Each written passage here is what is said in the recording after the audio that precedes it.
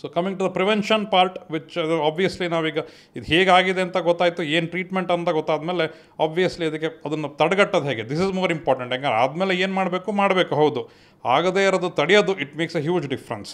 So ತಡೆಯೋದು ಹೇಗಪ್ಪ, ಕೆಲವೊಂದು ಮಾಡಿಫೈಬಲ್ ರಿಸ್ಕ್ ಫ್ಯಾಕ್ಟರ್ಸ್ ಅಂತ ಹೇಳ್ತೀವಿ, ಕೆಲವೊಂದು ನಾನ್ ಮಾಡಿಫೈಬಲ್ ರಿಸ್ಕ್ ಫ್ಯಾಕ್ಟರ್ಸ್ ಅಂತ ಹೇಳ್ತೀವಿ.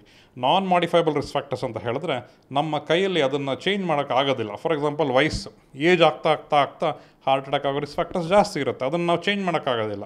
ಜೆನೆಟಿಕ್, ನಮ್ಮ ಅಪ್ಪ ಅಮ್ಮ ನಮ್ಗೆ ಏನು ಜೀನ್ಸ್ ಕೊಟ್ಟಿರ್ತಾರೆ, ನಮ್ಮ ತಾತ ಮುತ್ತಾತ ಏನು ನಮ್ಮ ಜೀನ್ಸ್ ಬಂದಿದೆ ಅದನ್ನು ನಾವು ಚೇಂಜ್ ಮಾಡೋಕ್ಕಾಗೋದಿಲ್ಲ. So these two are non modifiable. ಕೆಲವೊಂದು ಮಾಡಿಫೈಬಲ್ ರಿಸ್ಕ್ ಫ್ಯಾಕ್ಟರ್ಸ್ ಅಂತ ಹೇಳ್ತೀವಿ.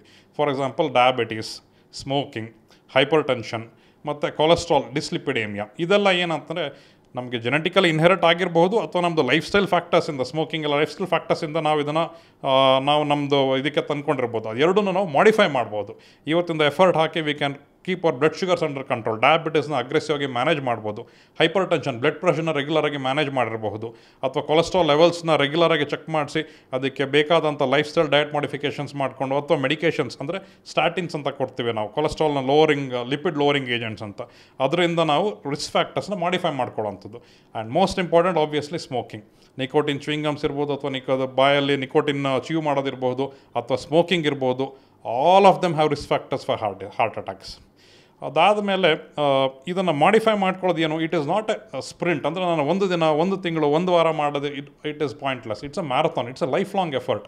ಈ diet and life style modification ಅಂತ ಯಾಕೆ ಹೇಳ್ತೀವಿ ನಾವು ಅಂದರೆ ಇಟ್ಸ್ ಅ ಕನ್ಸಿಸ್ಟೆಂಟ್ ಎಫರ್ಟ್. ಅಂದರೆ ಇವತ್ತಿಂದ ನಾನು 20 ವರ್ಷ, 18 ವರ್ಷ, 25 ವರ್ಷ ಯಾವಾಗಲಿಂದ ನಾವು ಇದ್ರ ಬಗ್ಗೆ ನಾವು ಗಮನ ಕೊಡೋಕ್ಕೆ ಶುರು ಮಾಡ್ತೀವಿ, ಅಲ್ಲಿಂದ next until our life span is there, ಅಲ್ಲಿ ತನಕ how to keep our heart healthy, ಇದ್ರ ಬಗ್ಗೆ we have to constantly focus and improvise on it. ಇದರ ಮೇಲೆ ಹಾರ್ಟ್ ಅಟ್ಯಾಕ್ದು ಟ್ರೀಟ್ಮೆಂಟಲ್ಲಿ ಈಗಲೇ ಹಾಸನಲ್ಲಿ ನಾವು ಏನು ನೋಡ್ತಾ ಇದ್ದೀವಿ ನಾರ್ಮಲ್ ಆಗಿ ಅಂದರೆ ಮೋಸ್ಟ್ ಆಫ್ ದ ಟೈಮ್ ಇಲ್ಲಿ ಹೊಕ್ಕಳಿಂದ ಮೇಲ್ಗಡೆ, ಜಾಯಿಂದ ಭುಜ ನೋವು, ಬೆನ್ನು, ಕೈ, ಇಲ್ಲಿ ಏನೇ ನೋವು ಬಂದ್ರೂ ಫಸ್ಟ್ ಹಾರ್ಟ್ ಅಟ್ಯಾಕ್ ಆಗಿದೆಯೋ ಇಲ್ವೋ ಅಂತ ನಾವು ರೂಲ್ ಔಟ್ ಮಾಡಬೇಕಾಗತ್ತೆ. ಯಾಕೆಂದರೆ ಬೇರೆ heart attack, aortic dissection, pulmonary embolism, ಇದು 3 ಜೀವಕ್ಕೆ ಅಪಾಯ ಆಗುವಂಥ ಸಿಚುಯೇಷನ್ಸ್. ಇದು 3ನ್ನು ರೂಲ್ ಔಟ್ ಮಾಡಿದ್ರೆ ಆಮೇಲೆ ಬೇರೆ ಎಲ್ಲದಕ್ಕೂ ಅಟ್ಲೀಸ್ಟ್ ಲೈಫ್ ಥ್ರೆಟ್ನಿಂಗ್ ಅಂತ ಇರೋದಿಲ್ಲ. ಸೊ ಅದರಿಂದ ಯಾರೇ ಈ ವಯಸ್ಸಿರೋ 25 ವಯಸ್ಸಾದಮೇಲೆ ಯಾರಾದರೂ ಇರಲಿ, ಇಲ್ಲಿ ಏನಾದರೂ ನೋವಿದ್ರೆ ಫಸ್ಟ್ ನಾವು ಅದನ್ನು ಹಾರ್ಟ್ ಅಟ್ಯಾಕ್ ಇಲ್ಲ ಅಂತ ರೂಲ್ ಔಟ್ ಮಾಡಬೇಕು. ಹಾರ್ಟ್ ಅಟ್ಯಾಕ್ ರೂಲ್ ಔಟ್ ಮಾಡೋಕ್ಕೆ ನಾವು we go in staged guideline directed approach. First ECG ಮಾಡ್ತೀವಿ. ECGನಲ್ಲಿ ಒಂದು 30% ಹಾರ್ಟ್ ಅಟ್ಯಾಕ್ ಗೊತ್ತಾಗೋದಿಲ್ಲ, ಇನ್ನು ಉಳಿದಿದ್ದು 70% ಹಾರ್ಟ್ ಅಟ್ಯಾಕಲ್ಲಿ ಸ್ವಲ್ಪ ಚೇಂಜಸ್ ಕಾಣುತ್ತೆ. ಇನ್ನು 30%ಅಲ್ಲಿ ECGಲಿ ವೇರಿಯೇಷನ್ಸ್ ಇಲ್ಲದೇನೂ ಹಾರ್ಟ್ ಅಟ್ಯಾಕ್ ಆಗಿರಬಹುದು. ಅಂಥವ್ರಿಗೆ ನಾವು ಹಾರ್ಟಿಂದೊಂದು ಎಕೋಕಾರ್ಡಿಯೋಗ್ರಫಿ ಅಂತ ಮಾಡಿ ಹಾರ್ಟಿಂದು ಸ್ಕ್ಯಾನಿಂಗ್ ಮಾಡಿ ನೋಡ್ತೀವಿ, ಹಾರ್ಟಿನ ಪಂಪಿಂಗ್ ಫಂಕ್ಷನ್ ಹೇಗಿದೆ, ಹಾರ್ಟಲ್ಲಿ ವಾಲ್ ಮೋಷನ್ ಅಬ್ನಾರ್ಮಲಿಟೀಸ್ ಏನಾದರೂ ಇದೆಯಾ ಅಂತ ನೋಡ್ತೀವಿ. ಅದೂ ನಾರ್ಮಲ್ ಆಗಿದ್ದರೆ ಅಥವಾ ಅದರಲ್ಲಿ ಅಬ್ನಾರ್ಮಲ್ ಇದ್ರೂ ಇನ್ನೊಂದು ನಾವು ಟ್ರೋಪೋನಿನ್ ಅಂತ, ಹೈ ಸೆನ್ಸಿಟಿವಿಟಿ ಟ್ರೋಪೋನಿನ್ ಅಂತ ಒಂದು ಬ್ಲಡ್ ಟೆಸ್ಟ್ ಮಾಡಿ ನೋಡ್ತೀವಿ. ಯೂಶಲಿ ಇದು 3 ನೆಗೆಟಿವ್ ಇದ್ದರೆ ಹಾರ್ಟ್ ಅಟ್ಯಾಕ್ ಆಗಿರೋ ಚಾನ್ಸಸ್ ಆಲ್ಮೋಸ್ಟ್ 99% ಸರ್ಟನಿಟಿಂದ we can rule it out. ಅದ್ರ ಮೇಲೆ ಮತ್ತೆ ಅವ್ರದ್ದು ರಿಸ್ಕ್ ಫ್ಯಾಕ್ಟರ್ಸ್ ಎಲ್ಲ ನೋಡಿಕೊಂಡು either will subject them to treadmill test or will plan a angiogram based on ಅವ್ರ ರಿಸ್ಕ್ ಫ್ಯಾಕ್ಟರ್ಸ್.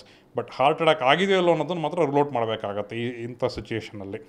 ಅದಲ್ದಲೆ ನಾವು ಹಾರ್ಟ್ ಅಟ್ಯಾಕ್ ಟ್ರೀಟ್ಮೆಂಟ್ ಏನಂದರೆ ಹಾರ್ಟಿಂದ ಬ್ಲಡ್ ವೆಸಲ್ ಏನು ಬ್ಲಾಕೇಜ್ ಆಗಿರುತ್ತಲ್ಲ ಅದಕ್ಕೆ ನಾವು ಆಂಜಿಯೋಪ್ಲಾಸ್ಟಿ ಅಂತ, ಅಂದರೆ ಅದನ್ನು ಸ್ಟೆಂಟ್ ಹಾಕಿ ಓಪನ್ ಮಾಡೋಂಥ ಪ್ರಯತ್ನ. ಬೇಸಿಕಲಿ ವಿ ಹ್ಯಾವ್ ಟು ರಿವ್ಯಾಸ್ಕ್ಯುಲರೈಸ್, ಅಂದರೆ ಬ್ಲಾಕ್ ಆಗಿರುವಂಥ ರಕ್ತನಾಳನ ಓಪನ್ ಮಾಡಿ ನಾರ್ಮಲ್ ಸರ್ಕ್ಯುಲೇಷನ್ ಮಾಡುವಂಥದ್ದು ಮಾಡಬೇಕಾಗತ್ತೆ. ಎಷ್ಟು ಬೇಗ ಮಾಡ್ತೀವಿ ಅಷ್ಟು ಬದುಕೋ ಚಾನ್ಸಸ್ ಇಂಪ್ರೂವ್ ಆಗುತ್ತೆ, ಎಷ್ಟು ಬೇಗ ಮಾಡ್ತೀವಿ ಅಷ್ಟು ಕಾಂಪ್ಲಿಕೇಶನ್ಸ್ ಆಗುವಂಥ ಚಾನ್ಸಸ್ಸು ಕಮ್ಮಿ ಆಗುತ್ತೆ. ಅದರಿಂದ ಈ ನೋವು ಏನಾದರೂ ಈ ಥರ ನಾನು ಏನು ಅಂದರೆ ಎಲ್ಲರೂ ಪೇಷಂಟ್ಸ್ ಇದೇನಾಗುತ್ತೆ, they will not always feel it as a pain. ಒಬ್ಬೊಬ್ರದ್ದು ಒಂದೊಂಥರ ಪರ್ಸೆಪ್ಷನ್ಸ್ ಇರುತ್ತೆ. ಕೆಲವರಿಗೆ ಇಲ್ಲಿ ಎದೆ ಉರಿ ಅಂತ ಹೇಳ್ಬೋದು, ಕೆಲವರಿಗೆ ಇಲ್ಲಿ ಹೆವಿನೆಸ್ ಅಂದರೆ ಏನೋ ಒಂದು ಕಲ್ಲಿಟ್ಟಂಗೆ ಅಥವಾ ಒಂದು ಕಾರ್ನೊಂದು ಎದೆ ಮೇಲೆ ಹೋಗ್ತಾರೋ ಅಷ್ಟು ಭಾರ ಆಗ್ತಿದೆ ಅಂತ ಹೇಳ್ಬೋದು. ಕೆಲವರಿಗೆ ನೋವು ಅಂತ ಹೇಳ್ಬೋದು. ಕೆಲವ್ರಿಗೆ ಏನೂ ಇಲ್ಲ, ಬರೀ ನನಗೆ ಇಲ್ಲಿ ಜಾ ಪೇನ್ ಬರ್ತಾಯಿತ್ತು, ಕೈ ನೋವು ಬರ್ತಾಯಿತ್ತು, ಅಥವಾ ತುಂಬ ಸ್ವೆಟ್ಟಿಂಗ್ ಆಯಿತು ಅಂತಾರೆ. ಕೆಲವ್ರಿಗೆ ಏನೋ ಒಂಥರ ಅನ್ಕಂಫರ್ಟಬಲ್, ಏನೋ ಒಂದು ಸರಿಯಾಗಿ ಆಗ್ತಿಲ್ಲ ನನ್ನ ಲೈಫಲ್ಲಿ, ಏನೋ ಒಂದು ತೊಂದರೆ ಆಗ್ತಿದೆ ನನಗೆ ಅಂತ ಫೀಲಿಂಗ್ ಆಫ್ ಇಂಪೆಂಡಿಂಗ್ ಡೂಮ್ ಅಂತ ಹೇಳ್ತೀವಿ. ಈ ಥರ ಡಿಫ್ರೆಂಟ್ ಸಿಂಪ್ಟಮ್ಸ್ ಪ್ರೆಸೆಂಟ್ ಮಾಡ್ತಾರೆ. ಇದು ಯಾವುದೇ ಥರ ಸಿಂಪ್ಟಮ್ಸ್ ಇದ್ದರೆ ಎಸ್ಪೆಷಲಿ ರಿಸ್ಕ್ ಫ್ಯಾಕ್ಟರ್ಸ್ ಇರೋರಿಗೆ ಇಮಿಡಿಯೇಟಾಗಿ ನಾವು ಹಾರ್ಟ್ ಅಟ್ಯಾಕ್ ರೂಲ್ ಔಟ್ ಮಾಡಬೇಕು.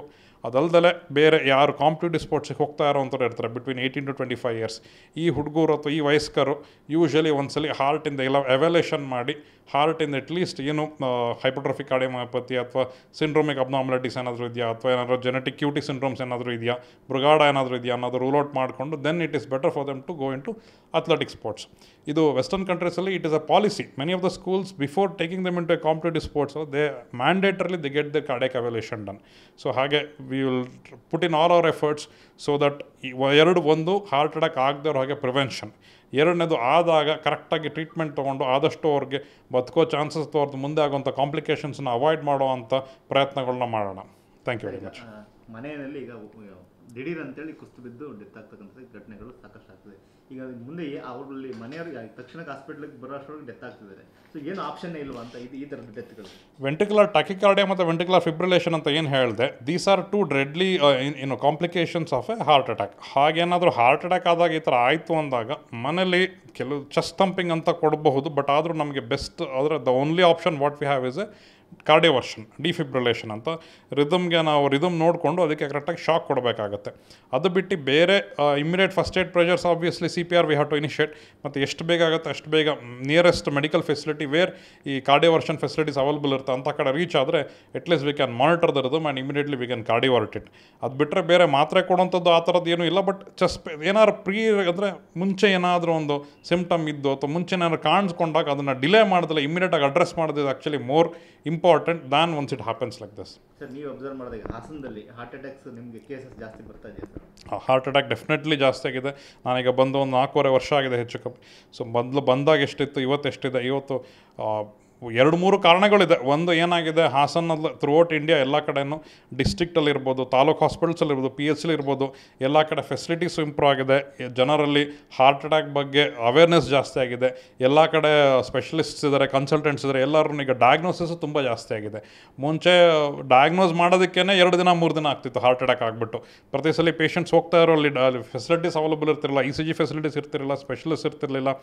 ಈಗ we have A very robust support structure. ಈಗ ಡಯಾಗ್ನೋಸಿಸು ಬೇಗ ಆಗ್ತಿದೆ. ಒಂದು. ಎರಡನೇದು obviously life style risk factors have increased. ಅಂದರೆ ಸ್ಮೋಕಿಂಗ್ ಎಕ್ಸ್ಪೋಜರ್ ಇರ್ಬೋದು, ನಿಕೋಟಿನ್ ಎಕ್ಸ್ಪೋಜರ್ ಇರ್ಬೋದು, ಮೆಟಬಾಲಿಕ್ ಸ್ಟ್ರೆಸ್ ಇರ್ಬೋದು, ಲೈಫ್ ಸ್ಟೈಲ್ ರಿಲೇಟೆಡ್ ಇಶ್ಯೂಸ್ ಇರ್ಬೋದು. These are definitely increasing.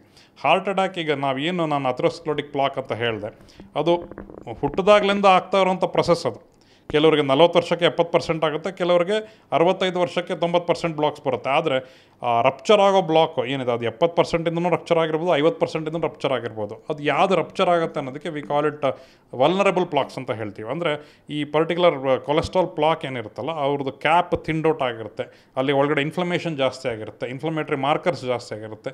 These are again related to our lifestyle. So lifestyle modifiable risk factors ಏನಿದೆ, modify ಮಾಡಿ ನಾವು ಅದನ್ನು life style ಚೇಂಜಸ್ನ ತಂದು metabolic stress ಕಮ್ಮಿ ಮಾಡಿಕೊಂಡು ಅಲ್ಲಿ ಆಕ್ಸಿಡೇಟಿವ್ ಸ್ಟ್ರೆಸ್ ಕಮ್ಮಿ ಆದರೆ ಪ್ಲಾಕ್ಸಲ್ಲಿ ರಪ್ಚರ್ ಆಗೋ ಚಾನ್ಸಸ್ಸು ಕಮ್ಮಿ ಇರುತ್ತೆ. That is how we can prevent acute heart attacks. Last 3 months